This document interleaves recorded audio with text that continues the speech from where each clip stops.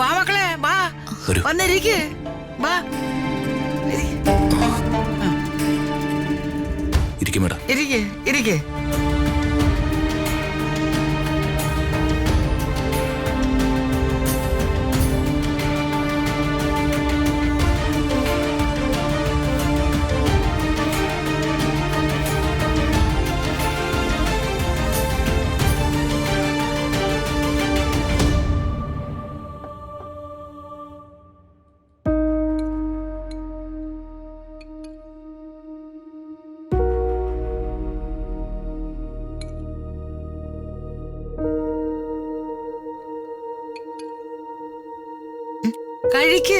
കഴിക്ക് മോളെ.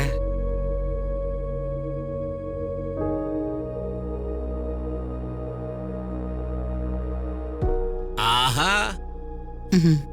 അച്ഛാ ഇരിക്ക്, ഞാൻ എടുത്തു തരാം. വേണ്ട വേണ്ട, എനിക്കെടുത്ത് തരൊന്നും വേണ്ട. ദൈവം സഹായിച്ച എനിക്ക് കൈയൊക്കെ ഉണ്ട്. ഓ അതെന്താ ഞാൻ എടുത്തു തന്നാ കഴിക്കുവോ? ചതിക്കല്ലേ ചേച്ചി അമ്മേ, വേണ്ടാഞ്ഞിട്ടാ.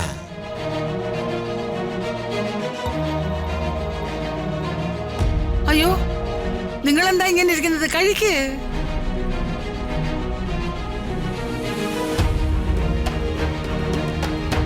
എന്റെ ശ്രീമോള് ഉള്ളൊരുക്കി ഇറങ്ങി പോയിരിക്കുന്നെ.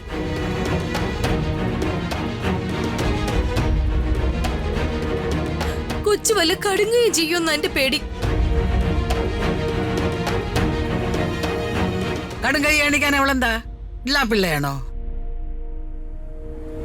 കണ്ട കരണക്കുറ്റിക്ക് നോക്കി രണ്ട് കൊടുക്കാൻ തോന്നുന്ന സന്തതി.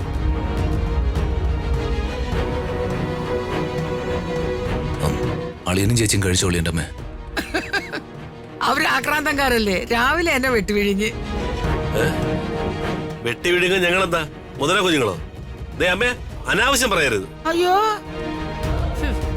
ഇവിടെ ആര് ചത്താലും വേണ്ടില്ല, ആഹാരം കഴിപ്പ് മാത്രം മതിയല്ലോ. ഇവിടെ കുട്ടികളെ ആഹാരം കഴിക്കാൻ വന്നിരിക്കുക. നിനക്ക് പിച്ചും പേയും പറയണമെന്നുണ്ടെങ്കിൽ നീ അപ്പുറത്തേക്ക് പോ. അതെ, ഞാൻ എന്റെ മനോവിഷമം പറയുന്നതാ. കേൾക്കാൻ പറ്റില്ല, നിങ്ങൾ ഇറങ്ങിപ്പോ.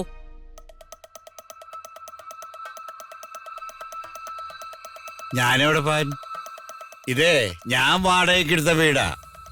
എന്താ എനിക്കിവിടെ താമസിച്ചൂടെ? ഓ വാടക വീട്. ആ രമ്യയുടെ ഔദാര്യം കൊണ്ടാ ഈ വീടിനകത്ത് താമസിക്കാൻ പറ്റുന്നത്. അതിനെ കരയിപ്പിച്ച് ഓടിച്ചു വിട്ടു. എന്താ എന്താ പറഞ്ഞേ? രമ്യയുടെ ഔദാര്യം കൊണ്ടോ? മനസ്സിലായില്ല. മാസാമാസം 1-ാം തീയതി വാടകയായിട്ട് കൊടുക്കുന്നത് എന്താ? കാശല്ലേ? ഈ നാട്ടിലാരും വാടകയ്ക്ക് താമസിക്കണല്ലേ? അതെ, സഹിക്കാൻ പറ്റാത്ത മര്യാദകളല്ലേ ആ രമ്യയോടോ അവരുടെ വീട്ടുകാരോടോ നമ്മൾ ചെയ്തത്. ഈ ഒരൊറ്റ കാര്യത്തിന്റെ പേരില് എന്റെ മോളുടെ ഭാവി എന്താവുന്നോ എന്റെ പേടി.